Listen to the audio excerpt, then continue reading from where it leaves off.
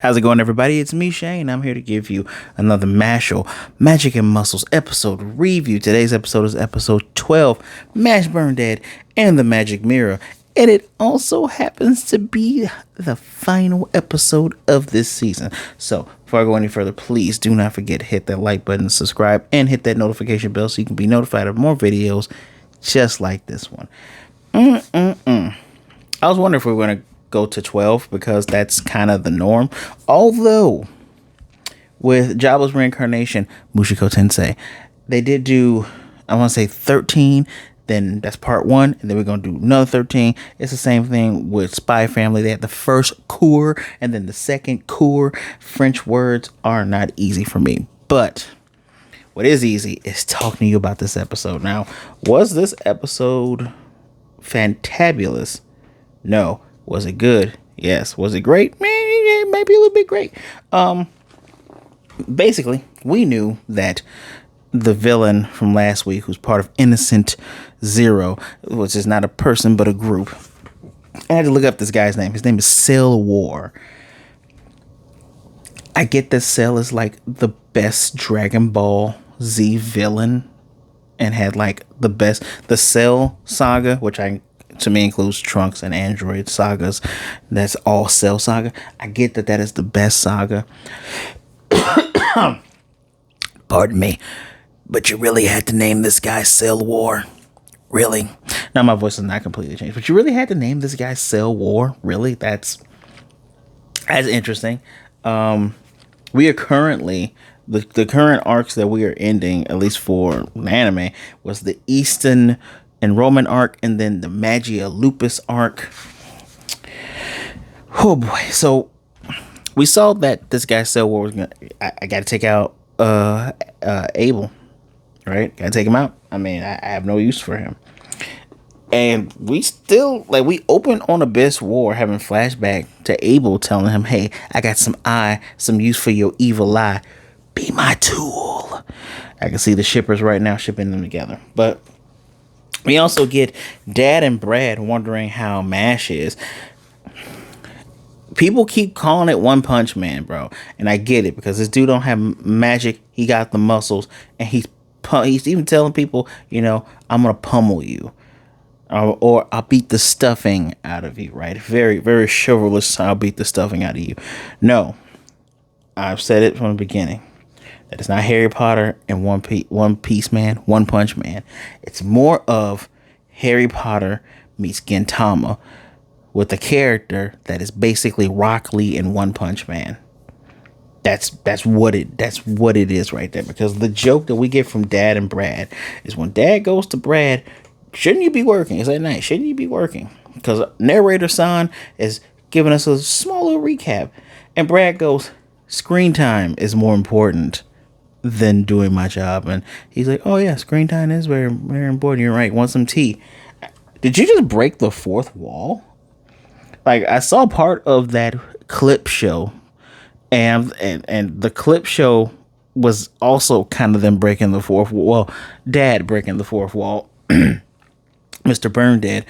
But really, did you really just break the fourth wall and say screen time is much more important? Which it is. That's hilarious. And when we get back to our crew, the crew is still celebrating. I love the fact that Abel, I heard someone call him Abel, which I'm like, God damn it. Abel. I like the fact that Abel is also a straight man when it comes to a lot of these antics. And not a straight man as in being the foil. A straight man isn't he's just they're really still doing this. And they're going round in a circle going, yeah, main character. And you have Lemon going, I am a heroine. Literally in English. And she says, are you a hero? Pointing to Mash.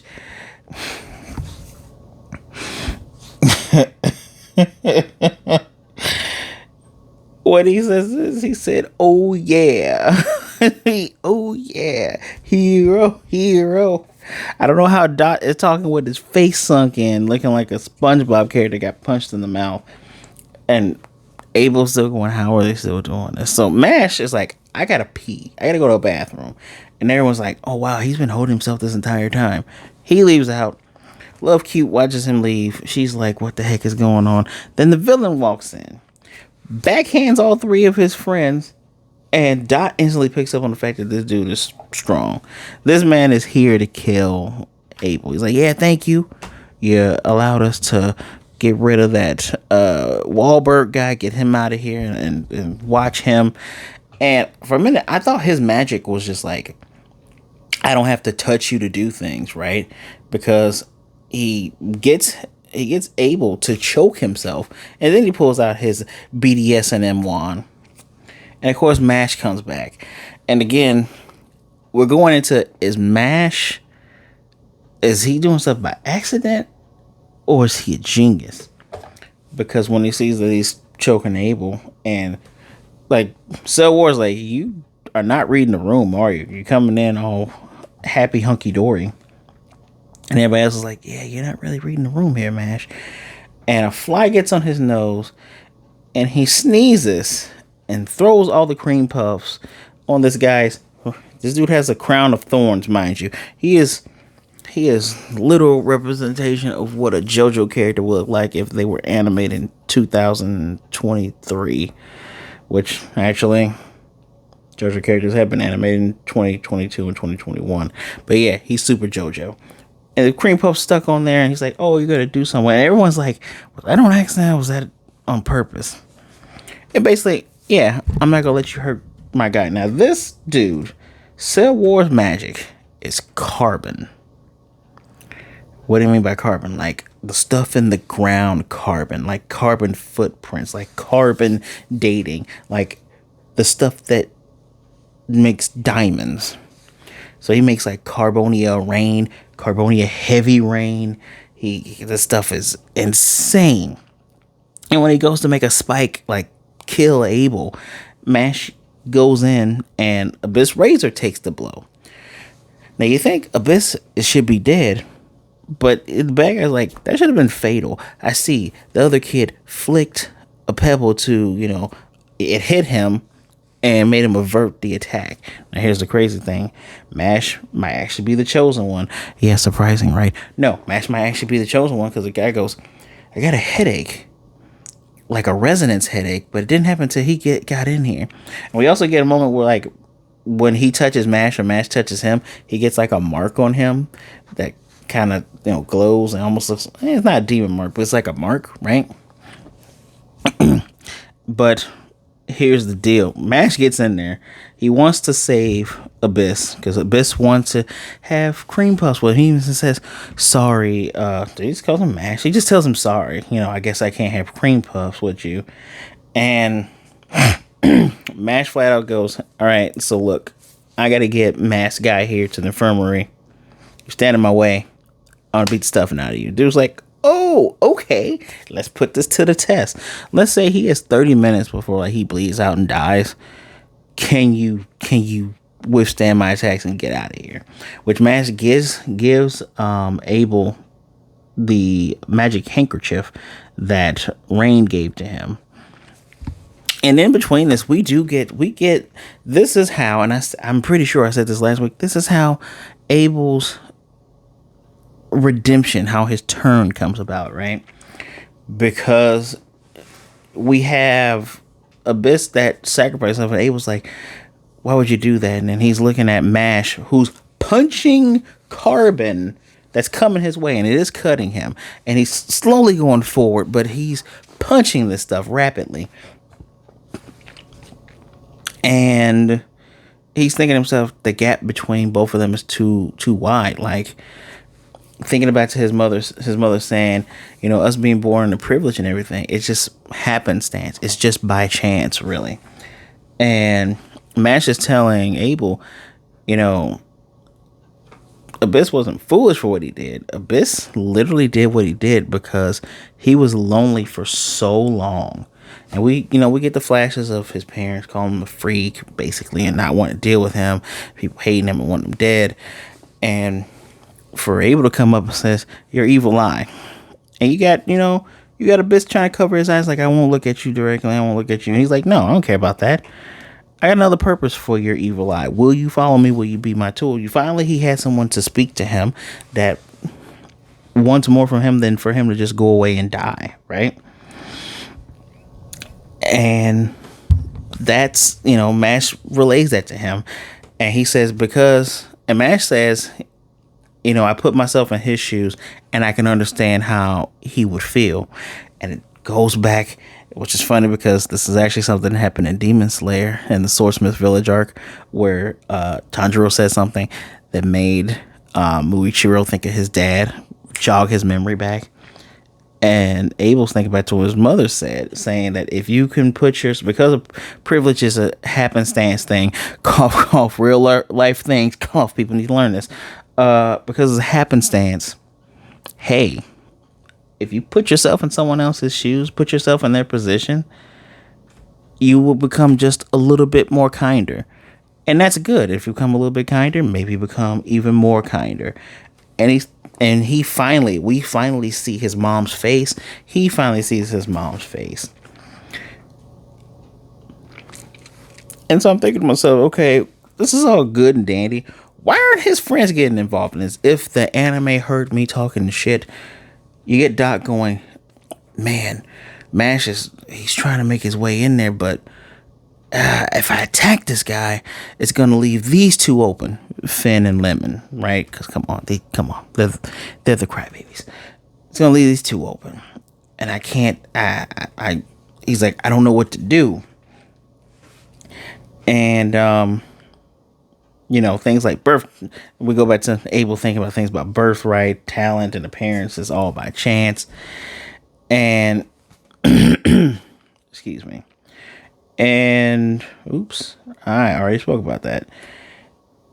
And this whole time he's trying to go through, and dude does the heavy carbon rain, which Mash is just doing all he can to punch, and all of a sudden a massive puppet hands come out and take these blows.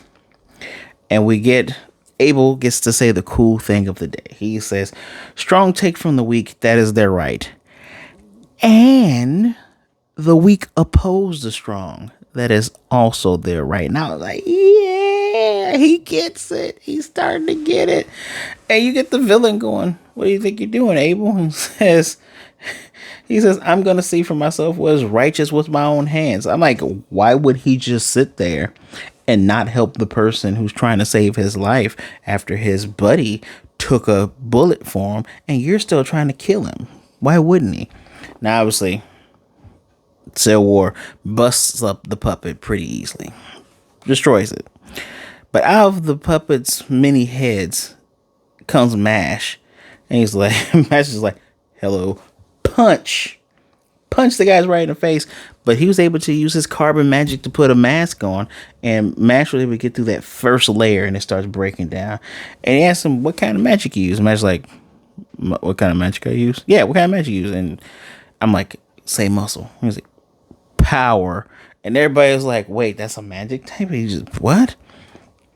And Cell's like, okay, so you're not gonna tell me. That's okay. Takes out the magic mirror, and we get Dot going, oh man, the magic mirror, man, has to be careful, man. This thing, it's supposed to be heavily guarded at the magic bureau because it can reflect the strongest spell back at someone with 2 times the force, if not more.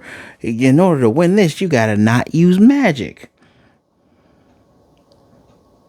Mash kicks it and breaks it. Like, kicks dude in the face and kicks it and breaks it. And everyone's is like in shock.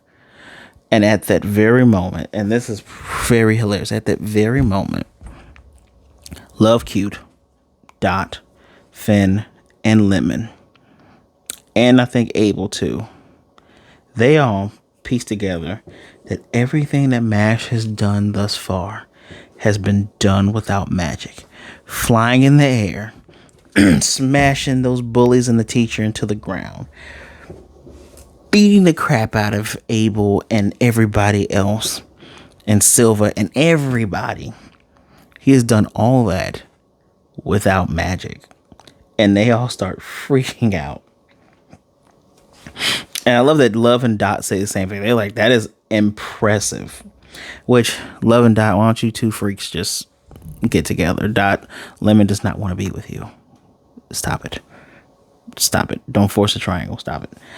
But the bad guy is like, he licks his lips. He's like, oh, he really is the dude. Because I told you about that mark. Like, oh, this is the guy. And all of a sudden, I think he's about to do his massive attack because Dimension opens up, the same looking Dimension thing when he shoots the carbon through. These big ass hands that could be made of carbon that have rings on each one. And you kind of see hair. So I guess it could be like the body of something. Pull him in. He goes, you know what? Thank you. This was very productive because of you. I have someplace else or somewhere urgent. Well, I have an urgent thing I have to do. I gotta go someplace else. My name is Cell War, and we will definitely be seeing each other again. The hands remind me. I don't know if anybody who watches my videos has actually played Dark Souls 3, but there's a giant bone king with giant bony bone hands. It looked like that, but no bones, right? And just the villain leaves, but Mash is going, well, if you're going to leave, if you're going to go home, thank goodness, I got to help my buddy out. It's just super nonchalant. Cell Ward says in English, bye-bye. First of all, I love the integration of English when it can be hilarious and adds to a character's personality. Just the bye-bye. But he's thankful he's leaving. Abel is going to take Abyss to the infirmary. One of his 6-armed puppets carrying him. And he thanks Mash and he tells him, I will return this favor one day. First of all, we got Abel and Mash seem to make a good combo because it's like, yeah, he can hide in the puppet. If you beat the puppet, he's going to beat you. Mash and Abyss will be a good combo too. Like Excel Arrow Punch. That. Still, where's Lance? No one knows where Lance is. Regardless of this, everyone goes up to Mash and they're all freaking out that he doesn't have magic. And Mash is trembling, going, I can do magic. And they're all saying, you know what? We're going to protect his secret because if people find out, he's going to get kicked out. And then I think Dot or somebody goes, oh man, if they find out we're protecting it, we might get kicked out. So we're going to have to, and then magically, one of the students who used to be puppets that were freed because of Mash, he gets up and goes, I heard everything. It's ridiculous that a student is here and can't use magic. I'm gonna tell. Showing exactly what is wrong with this entire world. You just had this guy sit up here, risk his life, and mostly he's doing it for Lemon, right? And I'm kind of okay with him just doing it for Lemon because screw you other people, right? Saying all you Atler assholes and some jackass is ready to snitch at the drop of a dime. That's the kind of world they live in. But what else annoys the hell out of me is the fact that why are you all yelling this shit out loud? He can't use magic.